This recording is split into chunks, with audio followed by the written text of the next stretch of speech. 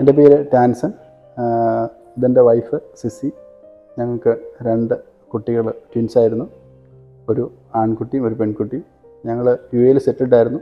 നമ്മൾ മെത്തേരയിൽ വരാൻ കാര്യമെന്ന് വെച്ചാൽ നമ്മളവിടെ കാണിച്ചുകൊണ്ടിരുന്ന ഡോക്ടറുടെ ഒരു സജഷൻ ഉണ്ടായിരുന്നു.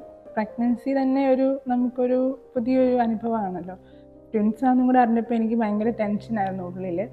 അപ്പം ഇവിടെ വന്നു കഴിഞ്ഞിട്ട് ജയ്ബ സാറിനെ കണ്ടപ്പോൾ തൊട്ട് 5th മന്ത് തൊട്ടാണ് ഞങ്ങൾ ഇവിടെ വരുന്നത്, ട്രീറ്റ്മെൻറ്റിന് കൺസൾട്ടൻസിക്ക് വരുന്നത്.